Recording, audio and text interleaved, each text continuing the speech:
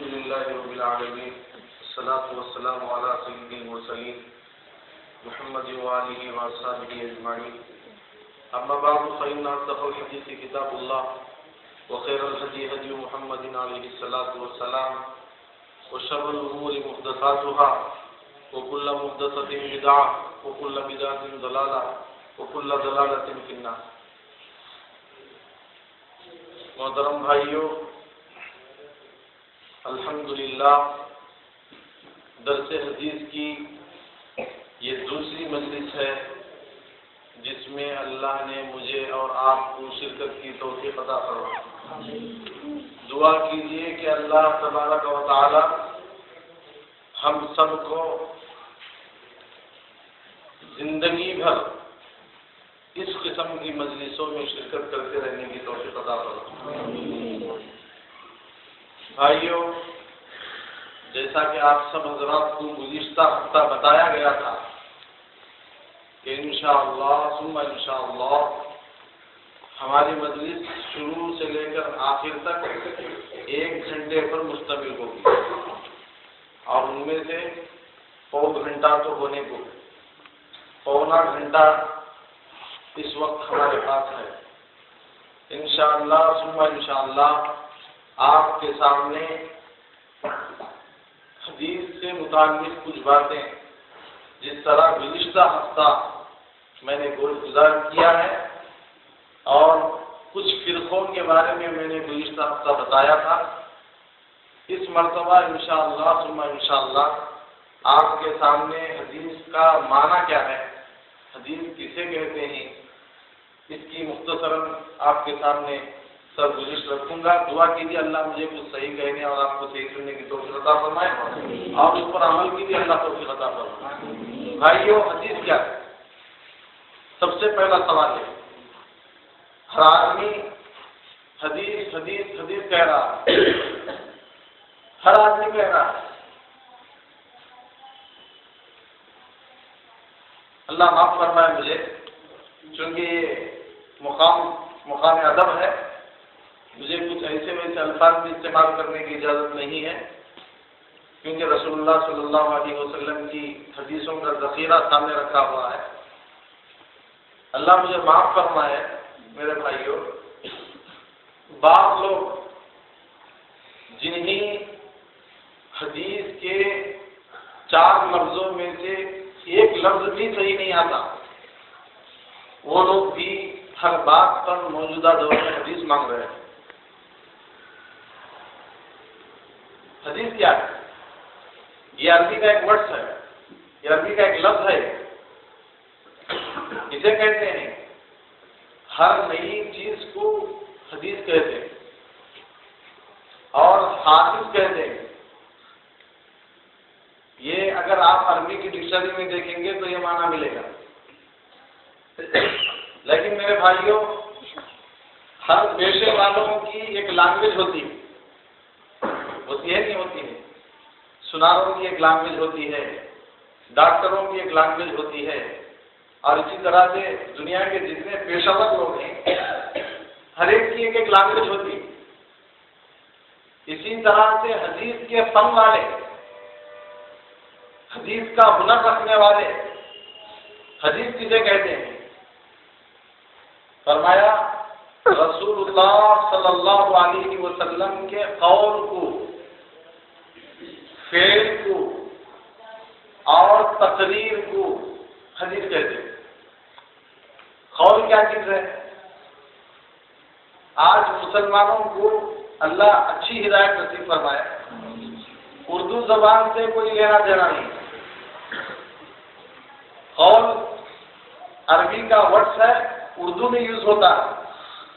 فعل عربی کا ورڈ ہے اور اردو میں یوز ہوتا ہے. تقریر یہ عربی کا ورڈ ہے لیکن اردو میں یوز ہوتا ہے. آج یہ ہمارا عالمیہ کے لیے اردو زبان جو مسلمانوں کی گویا ایک علامت اور نشانی بن گئی ہے، وہ زبان سے بھی مسلمان آج غافل ہیں اور اس زبان کو سیکھنے میں بھی دلچسپی نہیں رہتی. حالانکہ میرے بھائیوں، جتنی تقریباً کتابیں اس زمانے میں موجود ہیں وہ قریب اسلامی لٹریچر پورا اردو زبان میں منتقل ہو چکا ہے، ٹرانسلیٹ ہو چکا ہے۔ محترم بھائیوں، مجھے بات یاد آ گئی، عرض کر دوں، اسلامی لٹریچر پورے کا پورا عربی زبان میں موجود ہے، اور یہی خیال ہمارے اکابر کا تھا۔ ہمارے بڑے جو بزرگ ہیں وہ بھی یہی کہتے تھے کہ پورے اسلام کی جتنی باتیں ہیں وہ ساری کی ساری عربی میں موجود ہیں، اردو میں تو بس کچھ باتیں موجود ہیں۔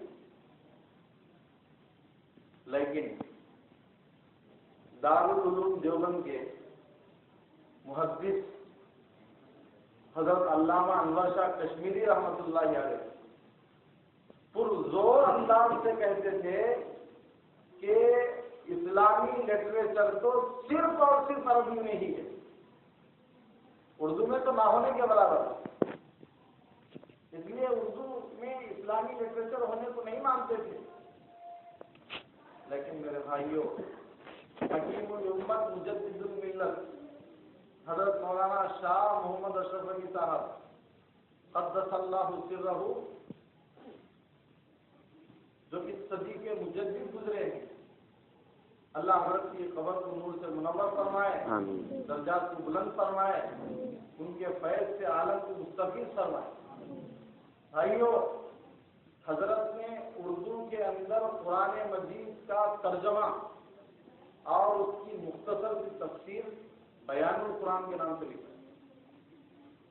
کیا نام سے؟ بیان القرآن کے نام سے۔ اللہ اکبر! یہ بیان القرآن چھپ کر پرنٹ ہو کر جب حضرت علامہ انور شاہ کشمیری رحمۃ اللہ علیہ کے پاس پہنچی، آپ نے بیان القرآن کو دیکھا اور دیکھ کر یوں فرمایا، اب میں مانتا ہوں کہ اسلامی لٹریچر اردو میں بھی آ چکا۔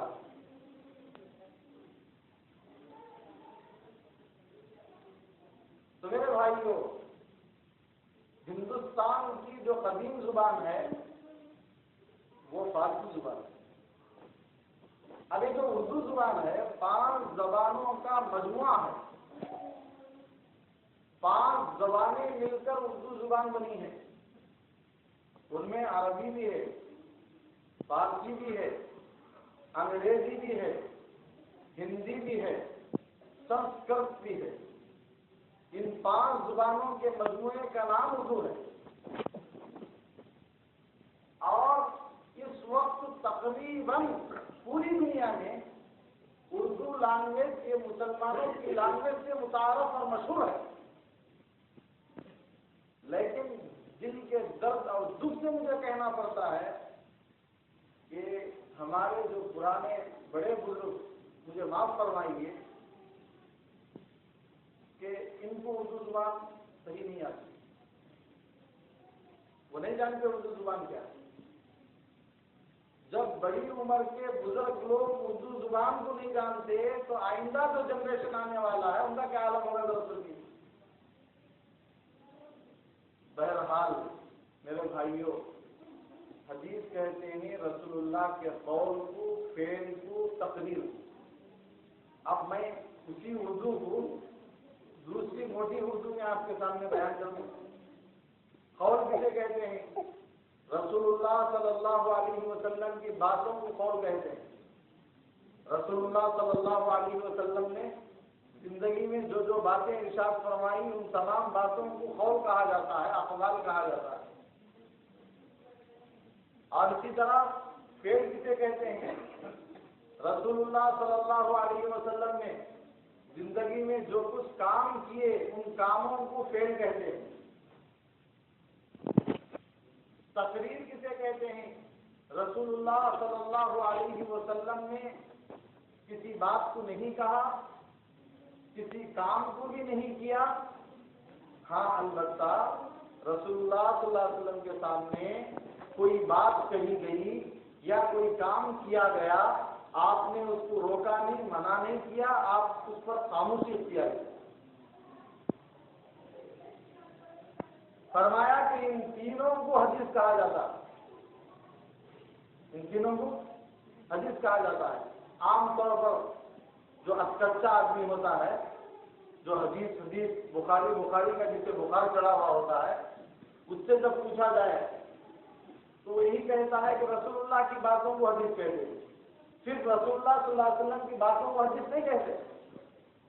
رسول اللہ صلی اللہ علیہ وسلم نے زندگی میں جو کام کیے ان کو بھی حدیث ہی کہا جاتا ہے، اور رسول اللہ کے سامنے کچھ کام ہوئے اور کچھ باتیں ہوئی، رسول اللہ نے اس کو دیکھا اور سنا اور اس پر انکار نہیں فرمایا، اس کو بھی حدیث ہی کہا جاتا ہے۔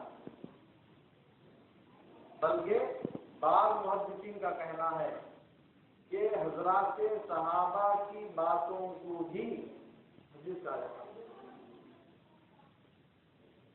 اور بات کہتے ہیں کہ صحابہ کی باتوں کو اثر کہا جاتا ہے۔ خیر میرے بھائیوں، رسول اللہ صلی اللہ علیہ وسلم کی احادیث بے شمار ہیں۔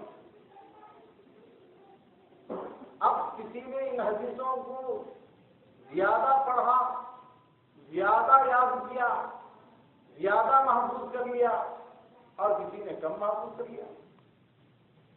آج بھی دنیا میں 3 مرتبے محدثین کے موجود ہیں: شیخ الحدیث، حافظ الحدیث، حاکم الحدیث۔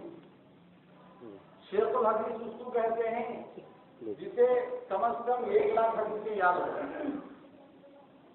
حافظ حدیث اس کو کہتے ہیں جسے کم از کم 3 لاکھ حدیثیں یاد ہوں، اور حاکم حدیث اس کو کہتے ہیں جسے تمام ہی حدیثیں یاد ہوں۔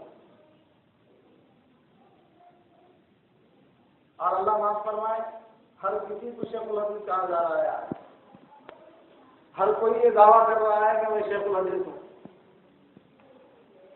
آپ لوگ بھی اسی طرح سمجھ رہے ہیں۔ مجھے اس موقع سے امیر شریعت کرناٹکا حضرت شاہ مفتی محمد اشرف علی صاحب دامت برکاتہم احمد فیوزہم،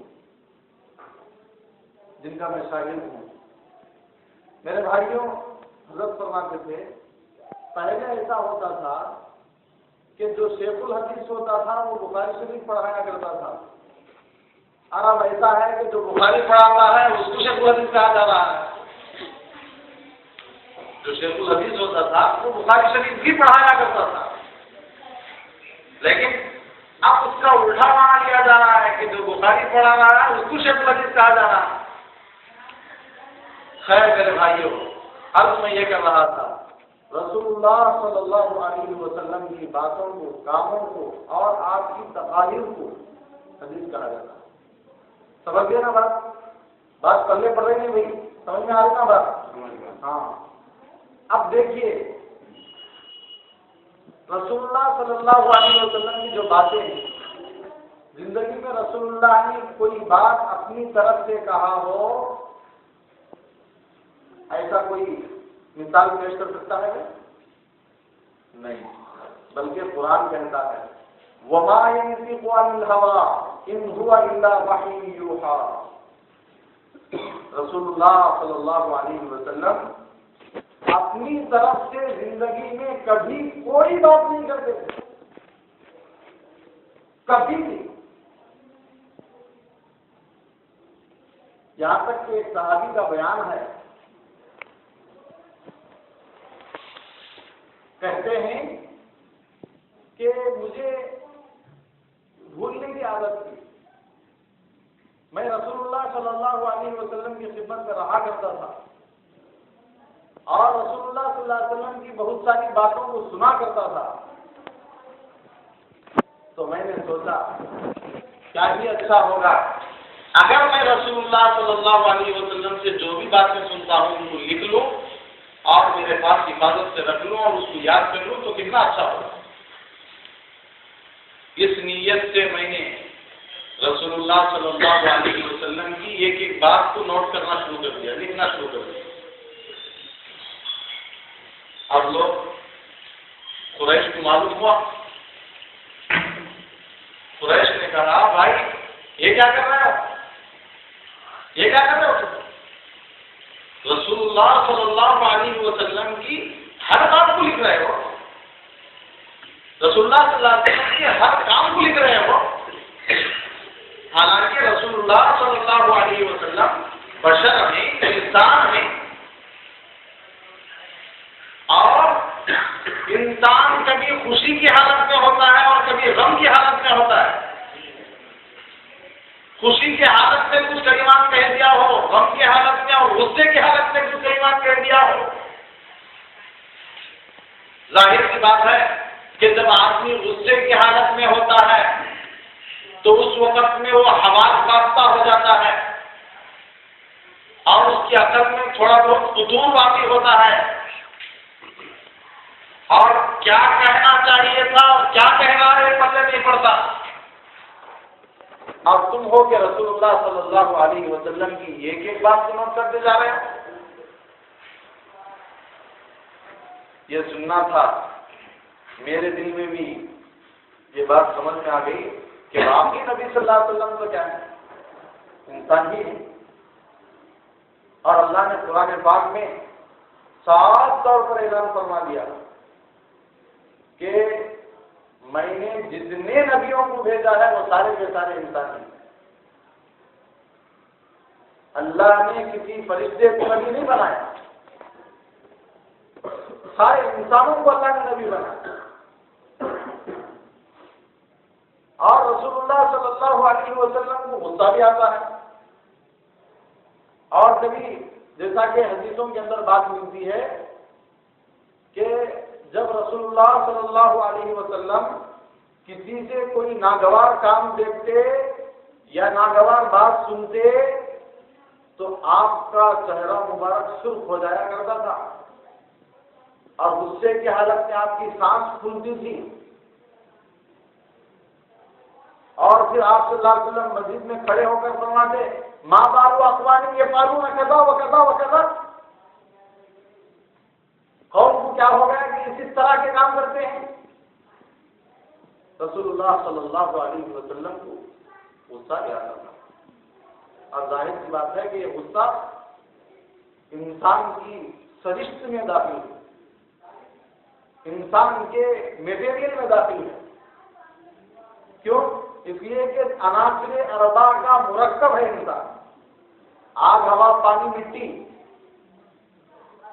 تو آگ کی صفت تو ہونی ہی ہے اس کے اندر. تو میرے بھائیوں, میں نے یہ سوچ کر اللہ اکبر رسول اللہ صلی اللہ علیہ وسلم کی باتوں کو لکھنا چھوڑ دیا, لکھنا چھوڑ دیا. کچھ دن گزرے, آپ صلی اللہ علیہ وسلم کو معلوم ہوا کہ عبداللہ ابن عمر ابن عاص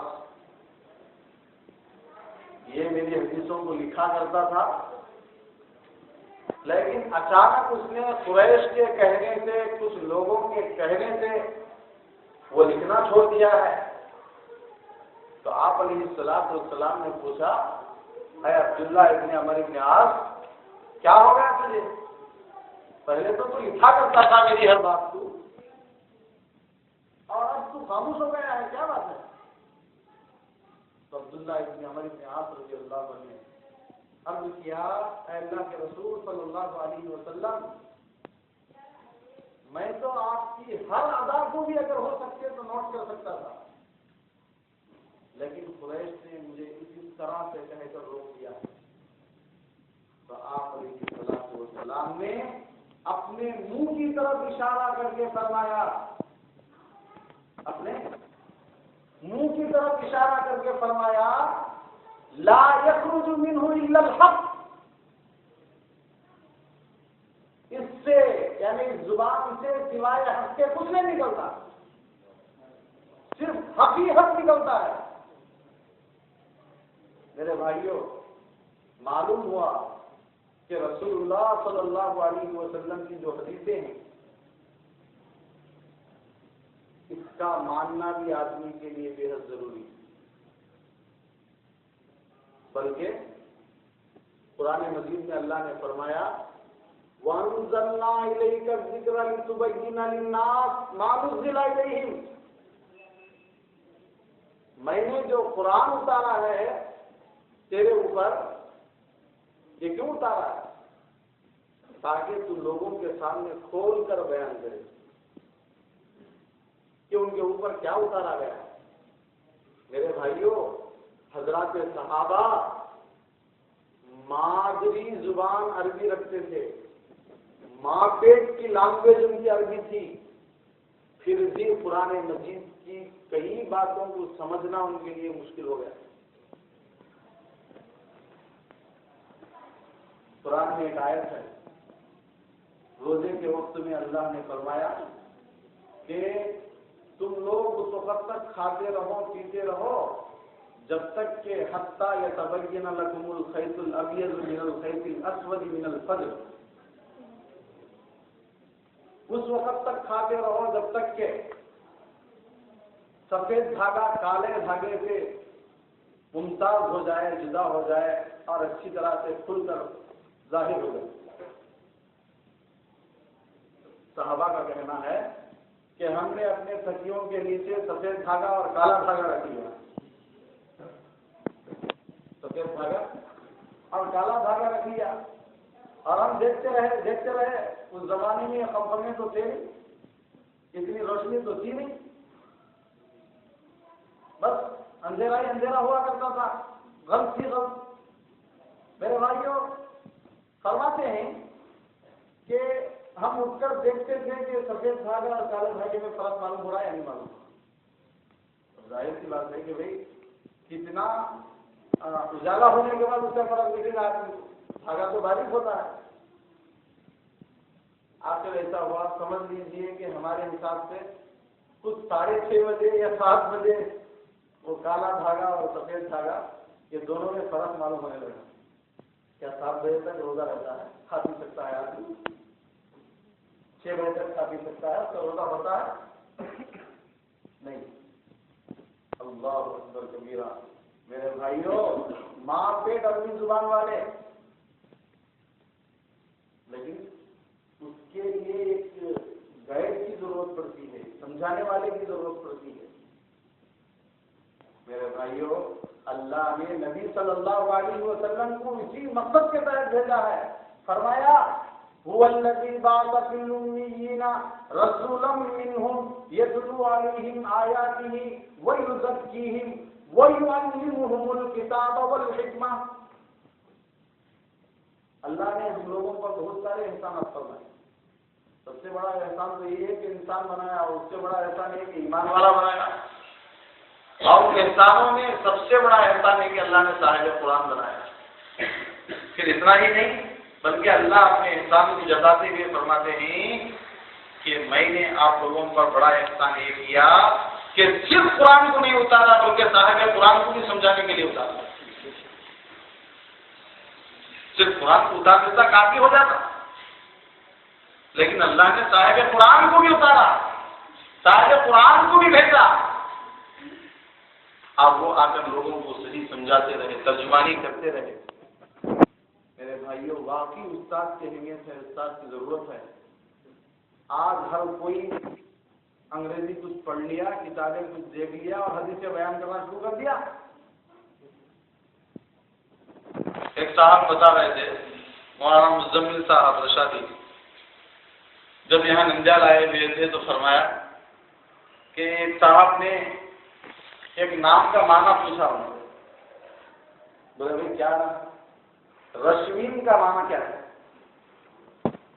تو مولانا مزمل صاحب فرما رہے تھے، میں پوری لغت ڈھونڈ کے دیکھا، پوری ڈکشنری دیکھا تو کہیں بھی مجھے رشمین کا لفظ نہیں ملا اور اس کا معنی نہیں ملا۔ میں پریشان ہو گیا کہ یہ کون سا لفظ ہے، آخر کون سی زبان کا لفظ ہے؟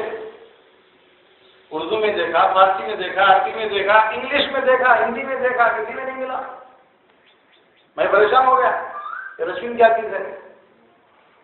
پھر مولانا فرما رہے تھے کہ میں نے ان سے پوچھا کہ ارے بھائی آپ نے نام کہاں سے رکھا؟ تو انہوں نے کہا کہ جی حضرت ہم نے نیٹ پر بیٹھ کر دیکھا۔ کس پر بیٹھ کر؟ اچھا وہ کیسے دیکھے؟ بولے کہ دو ناموں کو ملا کر رکھا جا سکتا ہے، میرا نام رشید تھا اور میری بیوی کا نام پروین تھا، تو میں نے رشید سے رش کو لیا اور پروین سے لین کو لے لیا اور رشمین رکھ لیا.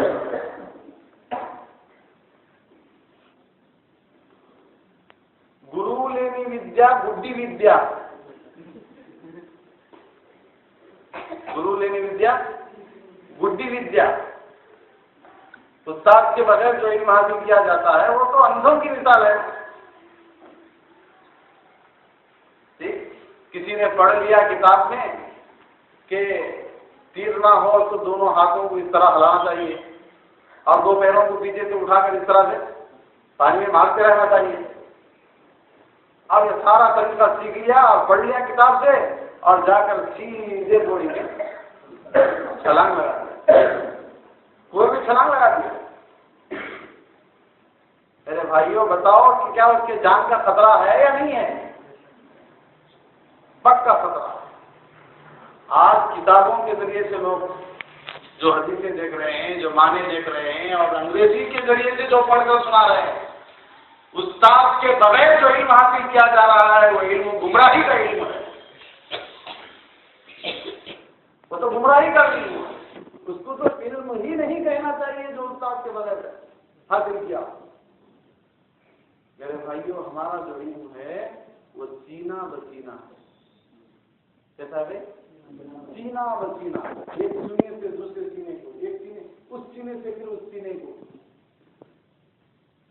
جی میں نے پڑھا اس کتاب بخاری شریف کو استاد محترم حضرت شاہ مفتی محمد اشرف علی صاحب دامت برکاتہ سے، اور انہوں نے پڑھا فخر المحدثین حضرت مولانا فخر الدین احمد صاحب رحمۃ اللہ علیہ سے، اور انہوں نے پڑھا حضرت حسین احمد مدنی رحمۃ اللہ علیہ سے، اور حسین احمد مدنی رحمۃ اللہ علیہ نے پڑھا حضرت شیخ الہند محمود الحسن دیوبندی رحمۃ اللہ علیہ سے، اور انہوں نے پڑھا حضرت رشید احمد گنگوہی اور حضرت قاسم نانوی اور حضرت یعقوب نانوی رحمہ اللہ سے.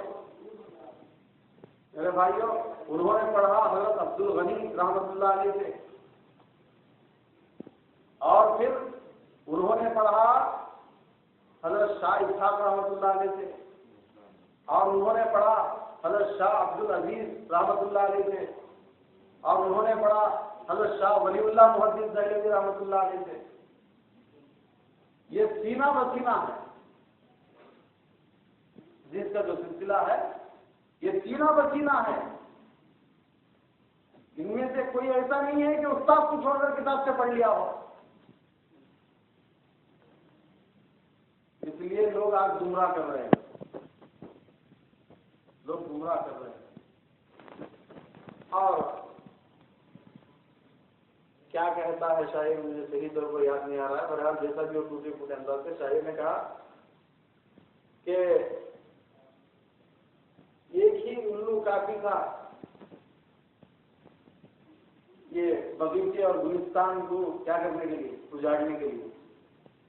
اس کا مفہوم ہے، شاعر نے یہی کہا ہے کہ ایک ہی الو کافی تھا اس چمن کو، اس پارک کو، اس ہرے بھرے گلستان کو برباد کرنے کے لیے. یہاں تو ہر ڈالی کے الو بیٹھا ہے، ہر شاخ کے الو بیٹھا ہے. انجام گلستان کیا ہوگا، پارک کا کیا حالت، پارک کی کیا حالت ہوتی ہے اللہ کو معلوم. میرے بھائیوں ہر کوئی یہی کر رہا ہے کہ کچھ انگریزی پڑھ لیا، نیٹ پہ بیٹھ کے کچھ کتابوں کے نام لے لیا اور سیکھ لیا، بس خدا ختم ہوا ہے. اور آگے کہتا ہے کہ صاحب یہ حدیث اس میں ہے، یہ حدیث اس میں ہے، وہ حدیث اس میں ہے، یہ حدیث فلان اس میں ہے. کیا خاک حاصل کیا ہے اسے کچھ پتا ہی نہیں ہے. اسے تو دور کی ہوا بھی نہیں لگی اسے حدیث کی. آپ لوگ بھی اللہ صحیح توفیق عطا فرمائے ایسے بہکانے والوں کی باتوں میں آ جاتے اور آ کر خواہ مخواہ اپنے ایمان کے اندر شک اور شبے کو پیدا کر لیتے. میرے بھائیوں خدا کی عزت و جلالت کی قسم کھا کے میں کہتا ہوں کہ حضرات علماء دیوبند حضرات اہل سنت اور والجماعت کا عقیدہ رکھنے والے یہ الحمدللہ ثم الحمدللہ حق پر ہے، الحمدللہ ثم الحمدللہ یہ حق پر ہے۔ یہ کہنے کی ضرورت نہیں ہے کہ اس میں یہ ہے، اس میں یہ ہے، اس میں خواہ مخواہ کے شکوک اور شبہات پیدا کر کے آدمی کو راستے سے ہٹانے کی کوشش کرتے۔ میں نے گزشتہ ہفتہ کہا تھا بہت سارے لوگ آدمیوں کو بہکاتے ہیں اور بہکاتے بھی ہیں تو قرآن اور حدیث سے بہکاتے ہیں۔ یضل بہ کثیرا ویہدی بہ کثیرا، قرآن ہی کے ذریعے سے بہت سارے لوگ گمراہ ہو جاتے ہیں اور بہت سارے لوگ سیدھے راستے پر آ جاتے ہیں۔ میرے بھائیوں، خیال یہ کر رہا تھا کہ یہ جو احادیث کا سلسلہ، یہ سلسلہ سینہ بسینہ ہے اور اس کو استاد جی سے حاصل کرنا چاہیے۔ کیا حاصل کرنا ہے؟ استاد جی سے حاصل کرنا۔ مجھے بڑی خوشی ہے کہ ماشاءاللہ کچھ لوگ، میں گزشتہ ہفتہ بھی دیکھا پابندی سے آئے، اس ہفتہ بھی وہ لوگ آئے، الحمدللہ ثم الحمدللہ۔ میرے بھائیوں، اس کی برکت تھی کچھ عجیب۔ دیکھیے، درس حدیث کے نام سے کتنی مرتبہ رسول اللہ صلی اللہ علیہ وسلم کا نام ہماری زبانوں سے آتا ہے، آپ کا نام مبارک ہے، اور ہر مرتبہ درود پڑھنا تو واجب ہے۔ اور درود کی کیا فضائل ہے؟ من صلی علیہ واحدا صلی اللہ علیہ عشرہ، آپ نے فرمایا صلی اللہ علیہ وسلم کہ جو مجھ پر ایک بار درود پڑھتا ہے اللہ پاک اس پر 10 رحمتیں نازل فرماتے ہیں، 10 رحمتیں نازل فرماتے۔ میرے بھائیوں، ہم رحمت کی رحمت کے اندر ہیں تو، اور رحمت کے فرشتے ہمیں گھیرے ہوئے۔ اس لیے آپ حضرات سے میری گزارش ہے کہ یہ علم جو ہم نے محنت کے ساتھ اور حضرات اساتذہ کرام کی دعاؤں کے ساتھ حاصل کیا ہے، اس علم پر آپ اعتماد کریں اور یقین کریں، اور طرح طرح کے شکوک اور شبہات پیدا کرنے والے لوگ جو پیدا ہو گئے ہیں ان سے بچ کر رہیں اور ادھر نہ جائیں۔ جدھر کی ہری ادھر کی چلی کا معاملہ نہیں ہونا چاہیے۔ دین میں اس کا تصور نہیں ہے۔ دین میں تو صرف اور صرف یکدرگیر محکم گیر ہے، یعنی آدمی ایک ہی دروازے کو پکڑ لے اور مضبوطی سے پکڑ لے، آخری سانس تک پکڑ لے، اور وہ کون سا ہے؟ وَاعْتَصِمُوا بِحَبْلِ اللَّهِ، اللہ کی رسی۔ اللہ کی رسی کیا ہے؟ علامہ شافعی رحمۃ اللہ علیہ فرماتے ہیں فَحَبْلُ اللَّهِ فِينَا كِتَابٌ فَجَاهِدْ بِهِ حِبْلَ الْوِدَاءِ مُتَحَبِّلًا۔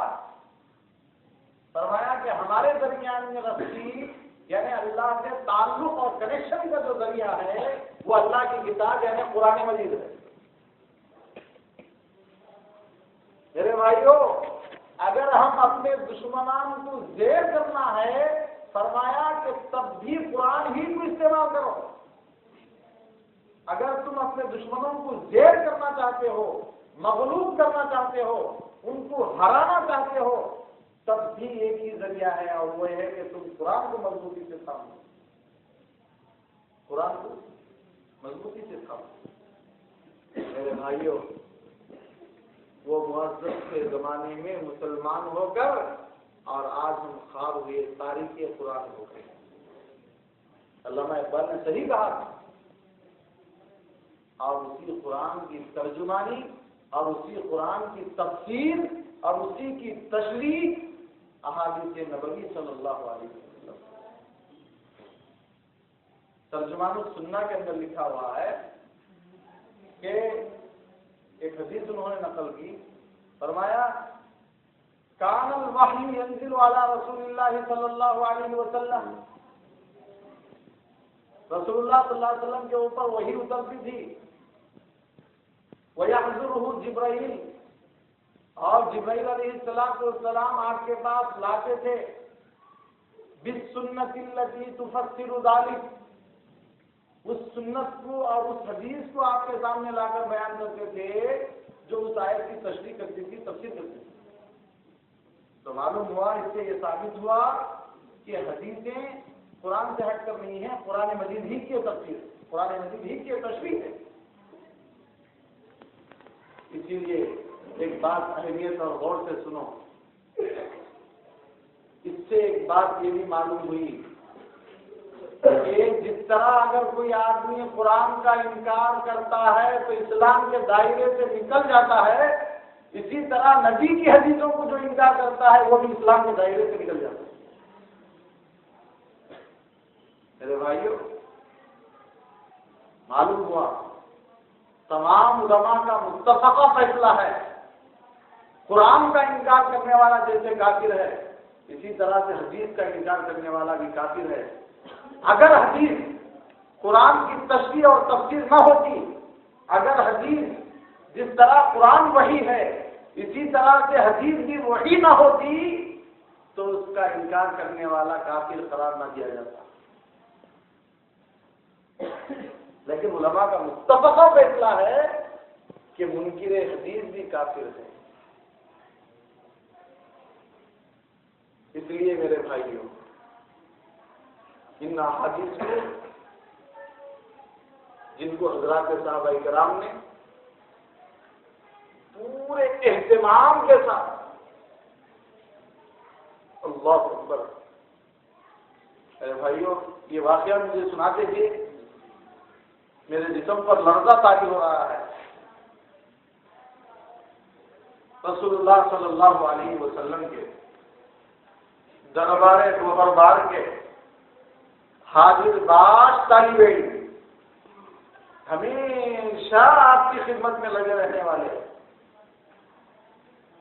اور سب سے زیادہ حضرات مرد صحابہ میں سب سے زیادہ حدیثوں کو نقل کرنے والے، روایت کرنے والے، بیان کرنے والے وہ کون سے صحابی ہیں؟ حضرت ابو ہریرہ رضی اللہ عنہ.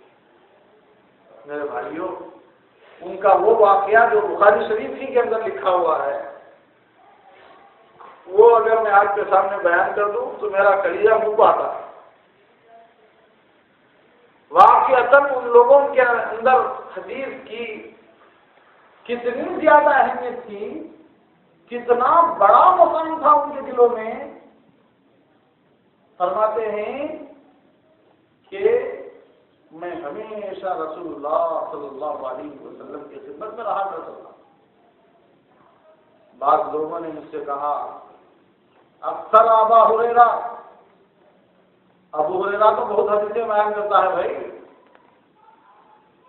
ابو ہریرہ رضی اللہ عنہ نے اس کے جواب میں یوں فرمایا کہ بھائی دیکھو، تم لوگ اپنے اپنے کاموں سے چلے جاتے ہو اور میرا کام ہی ہے کہ میں رسول اللہ صلی اللہ علیہ وسلم کی صحبت میں رہوں، تو ظاہر سی بات ہے کہ میں زیادہ رسول اللہ صلی اللہ علیہ وسلم کی صحبت میں رہنے والا تو مجھے زیادہ باتیں معلوم ہوں گی، اور تم لوگ کبھی کبھار رسول اللہ کی مجلس میں آنے والے، تو ظاہر سی بات ہے کہ جب آئے اسی وقت کوئی علم ہوگا، دوسری حدیثوں کا علم نہیں ہوگا.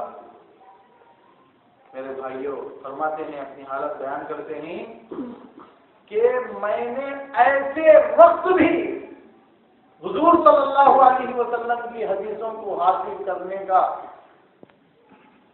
کام انجام دیا ہے جس وقت لوگ مجھے دیوانہ، پاگل اور مجنون سمجھ کر، مرگی کا بیمار سمجھ کر،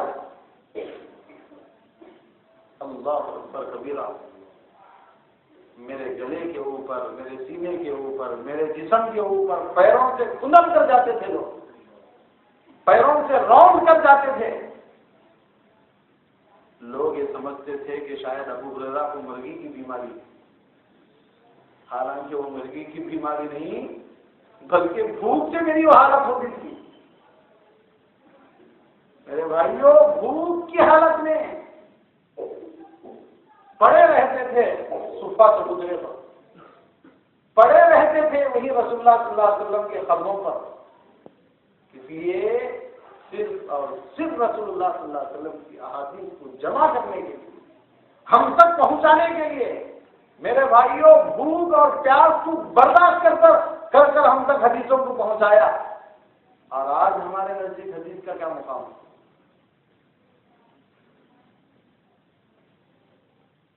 کوئی مقام ہے ہمارے نبی حدیث کا؟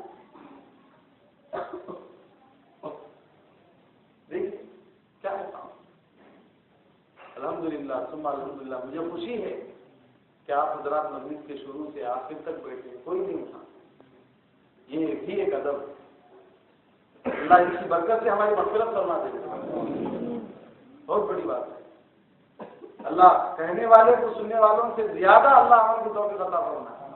میں بہت زیادہ محتاج ہوں, مجھے تو کہتے ہوئے بھی شرم آتی ہے, اور میں تو ہرگز اس قابل نہیں سمجھتا کہ میں اللہ کے نبی صلی اللہ علیہ وسلم کی حدیثوں کا آپ کے سامنے بیان کروں. اس کے لیے تو متقی پرہیزگار ہونا, جیسا کہ میں نے گزشتہ ہفتہ بھی کہا تھا, کئی شرائط نہیں. دعا کر دو کہ اللہ پاک شاید اس کی برکت سے میری زندگی کو بدل دے. تو میرے بھائیوں, میں عرض کر رہا تھا کہ رسول اللہ صلی اللہ علیہ وسلم کے زمانے میں حضرات صحابہ نے حدیثوں کو حاصل کرنے کے لیے اتنا اہتمام فرمایا. اتنا ہی نہیں, خود ابو ہریرہ رضی اللہ عنہ فرماتے ہیں. اچھا ایک بات اور سنو, حدیثوں کو لکھنے کا جو سلسلہ ہے یہ بخاری شریف سے, امام بخاری سے نہیں شروع ہو رہا ہے. یاد رکھو, یہ بات ذہنوں میں بٹھا لو اچھی طرح سے. جیسا کہ بعض لوگوں کو میں نے کہا کہ بخاری کا بخار چڑھ گیا ہے, بخاری کا بخار چڑھ گیا, نہیں اتر رہا ہے. میرے بھائیوں, حدیث کی کتابت یہ امام بخاری کے زمانے سے شروع نہیں ہوئی ہے. یاد رکھو, امام بخاری تو 170 کے ہیں. یہ تو میرے بھائیوں رسول اللہ صلی اللہ علیہ وسلم ہی کے دور سے شروع ہو چکا تھا, بلکہ کتابوں میں یہاں تک لکھا ہوا ہے کہ رسول اللہ صلی اللہ علیہ وسلم خود لکھنے کا حکم فرمایا کرتے تھے. جس طرح کے زید بن ثابت رضی اللہ عنہ کے بارے میں مشہور ہے کہ آپ جو بھی وحی آتی تھی ان سے کہتے تھے, جن کو کاتب الوحی کہا گیا, کہ وہ کیا کرتے تھے, حضور کی وحی کو لکھ دیا کرتے تھے. کبھی پتوں پر, کبھی اور اوراق پر, کبھی پتھروں پر, کبھی اور چیزوں پر, چمڑے کے اوپر بھی لکھے ہیں. اس قسم کی بھی روایتیں موجود ہیں. اس طرح سے جمع کرتے تھے. جیسے رسول اللہ کو وحی آتی تھی, رسول اللہ صلی اللہ علیہ وسلم لکھتے پڑھتے نہیں تھے. رسول اللہ صلی اللہ علیہ وسلم لکھتے پڑھتے نہیں تھے. رسول اللہ صلی اللہ علیہ وسلم فرمایا آپ کو امی کہا گیا, امی. رسول النبی کے امی یجدونہ مکتوبا عندهم فی التوراۃ یأمرهم بالمعروف وینہاهم عن المنکر ویحل لهم الطیبات ویحرم علیہم الخبائث ویضع عنہم اصرهم والاغلال التي كانت علیہم. میرے بھائیوں, رسول اللہ صلی اللہ علیہ وسلم اپنے بعض عمراء, اپنے بعض عمال, اپنے بعض گورنروں کی طرف خطوط لکھائی کرتے تھے. اور آپ علیہ السلام نے ان میں یہ بھی فرمایا تھا, ایک جگہ پر آپ نے حدیث لکھوائی, یہ کہا کہ خط لکھو فلاں مقام کی طرف, اور فرمایا ایاکم وکرائم اموالہم, لکھو اس کو. مطلب یہ تھا کہ جو لوگ زکوٰۃ اور صدقات وغیرہ کو قبول اس وقت میں وصول کرتے تھے, جن کو عاملین صدقہ اور عاملین زکوٰۃ کہا جاتا ہے, والعاملین علیہا والمؤلفۃ قلوبہم وفی الرقاب والغارمین وفی سبیل اللہ وابن السبیل, جو قرآن کے اندر 8 قسمیں بیان کی گئی ہیں زکوٰۃ کے جو حقدار ہیں. فرمایا کہ تم جن سے زکوٰۃ وصول کرو تو مالدار آدمی کے پاس بہت سارے اچھے مال بھی ہوتے ہیں. مثال کے طور پر زکوٰۃ صرف سونا اور چاندی ہی میں نہیں ہے, بلکہ جانوروں میں بھی زکوٰۃ ہے نا. زکوٰۃ ہے نہیں, ہاں, اتنے بکریاں ہو تو اتنی بکریاں زکوٰۃ میں دینا, اتنے اونٹ ہو تو اتنے دینا, اتنے گائے ہو تو اتنے دینا. اور ہوتا یہ تھا کہ وہ لوگ اپنے جانوروں میں سے جو مریل قسم کا, دبلا پتلا قسم کا ہوتا تھا وہ دیا کرتے تھے. اور یہ لوگ ان پر گویا کہ ایک قسم کا حاکمانہ انداز اختیار کرتے ہوئے کہتے تھے کہ ہم اس مال کو قبول نہیں کریں گے, ان بکروں میں, ان جانوروں میں سب سے موٹا, فرما, تازہ جو ہے اس کو ہم لیں گے. آپ نے خط لکھا، ایسا مطلب ایاکم و کرائم اموالی، کہ دیکھو صاحب میرے عاملوں اور میرے مقرر کردہ غور کرو عمراؤ، تم لوگوں کے ان کے اپنے معزز قسم کا اور بڑا قسم کا مال مت لیا کرو، بلکہ درمیانی قسم کا مال لیا کرو۔ مریم جانور دینے کی بھی ضرورت نہیں ہے، موٹا فربا تازہ تگڑا دینے کی بھی ضرورت نہیں ہے، درمیانی قسم کا جانور ان سے لیا کرو۔ میرے بھائیوں، اس سے معلوم ہوا کہ حضور کے زمانے میں ہی احادیث کو لکھنا شروع کر دیا جا چکا تھا اور وہ چلتا تھا۔ خود حضرت ابو ہریرہ رضی اللہ عنہ بیان فرماتے ہیں کہ میں نہیں جانتا کہ رسول اللہ کے صحابہ میں مجھ سے بھی زیادہ کسی نے حدیثوں کو یاد کیا ہو سوائے عبداللہ ابن عمر بن عاص کے۔ اور پھر آگے فرماتے ہیں کہ کانا یکتب کانا یعی بقلبہ ویکتب بیدہ وانا اعی بقلبی، وہ اپنے دل میں محفوظ بھی کرتے تھے اور ہاتھ سے لکھتے بھی تھے، اور میں صرف دل میں اس کو یاد کر لیا کرتا تھا۔ میرے بھائیوں، معلوم ہوا صحابہ کے زمانے میں، رسول اللہ کے زمانے میں خود حدیثوں کو لکھنا شروع کر دیا جا چکا تھا۔ بلکہ چلو اور آگے بڑھو، صحابہ کے بعد حضرات تابعین کا دور آیا۔ تابعین کے دور میں بھی بڑے اہتمام کے ساتھ، بڑے اچھے نرالے انداز کے ساتھ اور اچھے انتظام کے ساتھ قلموں کو، دواتوں کو، روشنائیوں کو، انک اور پیپروں کو منگوا کر لکھا جاتا تھا اور باضابطہ اس کا اہتمام ہوا کرتا تھا۔ کہتے ہیں عبداللہ ابن وائل کہ کتبت من معمر 10,000 حدیث، میں نے معمر سے 10,000 حدیثیں لکھی ہیں۔ میرے بھائیوں، تابعین کے زمانے میں، پھر طبع تابعین کے زمانے میں حضرت عمر بن عبدالعزیز رحمۃ اللہ علیہ نے ہر ایک کی طرف لکھ کر بھیجا کہ آپ لوگوں کے پاس جو جو حدیثیں ہیں ان سب کو جمع کریں۔ جمع کرتے تھے، پہنچاتے تھے۔ حضرت انس رضی اللہ عنہ کا ایک واقعہ سنا کر میں بات ختم کر دوں۔ حضرت انس رضی اللہ عنہ میرے بھائیوں رسول اللہ صلی اللہ علیہ وسلم کے خادم رہے۔ رسول اللہ صلی اللہ علیہ وسلم کی کہتے ہیں کہ میں نے 10 سال خدمت کی۔ کتنے سال؟ 10 سال۔ اور رسول اللہ صلی اللہ علیہ وسلم کی ایک ایک بات کو، ایک ایک کام کو اور ایک ایک تقریر کو انہوں نے دیکھا اور سنا، اور اتنا ہی نہیں بلکہ انہوں نے اس کو محفوظ بھی کیا اور لکھ بھی لیا۔ اور حضرت عبداللہ ابن عباس رضی اللہ عنہما جو رسول اللہ صلی اللہ علیہ وسلم کے چچیرے بھائی ہیں، کہتے ہیں کہ میں نے رسول اللہ صلی اللہ علیہ وسلم کو بچپن کی عمر میں پایا تھا۔ میری 10 سال کی عمر میں آپ دنیا سے پردہ فرما گئے، لیکن میں نے پھر بھی جب کچھ شعور اور ہوش و حواس سنبھالا، اللہ اکبر میرے بھائیوں کہتے ہیں کہ میں دور دور تک ان لوگوں کے پاس جا چکا تھا جو رسول اللہ کی خدمت میں زیادہ دن رہ چکے تھے، اور میں ان کے پاس جاتا اور حدیثوں کو لاتا اور لکھ کر محفوظ کر لیتا۔ اتنا ہی نہیں، حضرت عبداللہ ابن عباس فرماتے ہیں ایک مرتبہ تو مجھے ایسا ہوا کہ ایک دم سخت گرمی کا موسم ہے، لو چل رہی ہے، گرم لو چل رہی ہے، اور ریتیلی زمین ہے۔ ایک حدیث مجھے ایک صاحب سے لینی تھی، میں نے مدینہ المنورہ چھوڑ کر سفر کیا۔ اللہ اکبر، سفر کرتے کرتے کرتے کرتے کہتے ہیں کہ 1 مہینے کی مسافت طے کر کے میں ان کے پاس پہنچا۔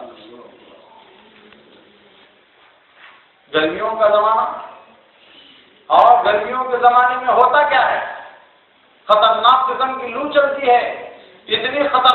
چلتی ہے کہ آدمی کے کانوں کے سوراخوں سے، ناکوں کے سوراخوں سے اور منہ کے حوالے سے اندر جاتی ہے اور فوراً نکسیر یعنی ناک سے خون بہنا شروع ہو جاتا ہے۔ آگے دیکھیے، یہاں سے طلبا بیٹھے ہوئے ہیں، میں ان سے عرض کر دوں اس بات کو۔ اتنا ہی نہیں، میں جب وہاں پہنچا دیکھا کہ ان کے گھر کا دروازہ بند ہے۔ میرے پیارے بچوں، مدرسے میں پڑھنے والے طلبا، ذرا غور کریں اس بات پر کہ میں گیا تھا ایک حدیث کو لینے کے لیے، گرمیوں کا زمانہ تھا اور وہاں لو چل رہی تھی۔ 1 منٹ کے لیے آدمی مجھ جیسا اگر ہو تقسیمت تو بالکل نہیں چل سکتا۔ آپ جیسے شیر اگر ہو تو شاید سنبھال لیں، سمجھے؟ ارے بھائی شیر بولے تو ہنس رہے ہیں، بغیر دم کے شیر بول رہا ہوں، دم والے شیر نہیں بول رہا ہوں۔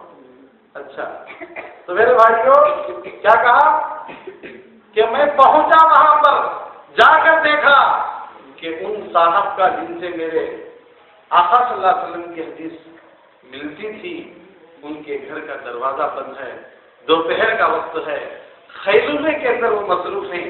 اللہ اکبر کبیرہ، میرا دل اس بات کو گوارا نہیں کیا کہ میں حضور کی حدیث کو لینے کے لیے جاؤں اور اس کے دروازے کو دستک دے کر میں اسے تکلیف میں ڈالوں۔ مجھے یہ گوارا نہیں ہوا، میں وہی پورے عصر تک بیٹھا رہا۔ جب عصر کی نماز کے لیے وہ دروازہ کھول کر باہر پہنچے، انہوں نے دیکھا تو وہ مجھے سینے سے چمٹ گئے، لپٹ لیے اور فرمایا کہ ارے رسول اللہ کے چچا زاد بھائی، تم تو رسول اللہ کے چچا کے بیٹے ہو، تمہارا بہت اونچا مقام ہے، تم پتہ نہیں اس گرم لو کے اندر کب سے بیٹھے گئے۔ میں نے کہا کہ معاف فرمائیے، مجھے یہ پسند نہیں آیا کہ رسول اللہ کی حدیث کو لینے کے لیے آؤں اور استاد کو میں جگاؤں، مجھے یہ پسند نہیں آیا۔ اللہ اکبر کبیرہ، میرے بھائیوں، تب جا کر عبداللہ ابن عباس رئیس المفسرین، حبر الامہ، امت کے ماہر اور اسی طرح تمام مفسروں کے سردار کہلائے۔ آج جتنی بھی قرآن کی آیتوں کی تفسیریں ہیں، پورے علماء اکرام یہاں پر بیٹھے ہوئے ہیں، مفتیان نظام یہاں پر تشریف رکھتے ہیں، آپ ان سے پوچھ لیجیے حوالہ۔ خود الفوز الکبیر فی اصول التفسیر میں حضرت شاہ صاحب رحمۃ اللہ علیہ نے اس بات کو لکھا ہے کہ اگر کوئی آدمی قرآن کی کسی آیت کی تفسیر کر رہا ہو اور اس میں عبداللہ ابن عباس کا قول نہ ہو تو وہ تفسیر غیر معتبر ہے۔ میرے بھائیوں، سب سے پہلے مفسر کو ابن عباس کی تفسیر کو دیکھنا پڑے گا، اس کے بعد ہی جا کر کچھ کرنا ہوگا، اس کے بعد ہی وہ تفسیر بیان کر پائے گا۔ ایک حدیث کو حاصل کرنے کے لیے انہوں نے کہا کہ بھائی چلو اس کو اندر بیٹھو، پانی وانی سیدھے واپس آ گئے۔ اتنا اہتمام حضرات دے کر کے، اتنی تکلیفیں اٹھا کر حدیثوں کو ہم تک امانت کے ساتھ پہنچایا ہے۔ آگے مجھے کچھ اور بھی کہنا ہے، لیکن ہمارا جو مقررہ وقت ہے وہ ختم ہو چکا ہے۔ دعا کیجیے اللہ پاک مجھے اور آپ کو اس پر عمل کی توفیق عطا فرمائے، اور ہمارے اکابر اور اسلاف نے، ہمارے بزرگوں اور بڑوں نے حدیث کے پہنچانے میں جو اہتمام فرمایا ہے، اس اہتمام کو، اس کی قدر کرتے رہنے کی توفیق عطا فرمائے۔ امید ہے کہ اللہ تبارک و تعالیٰ اس کے بہانے سے ہمارا خاتمہ ایمان پر نصیب کرنے گا۔ واخر دعوانا الحمدللہ رب العالمین۔ نعت شریف ہے، ارے تھک گئے ہیں سارے لوگ،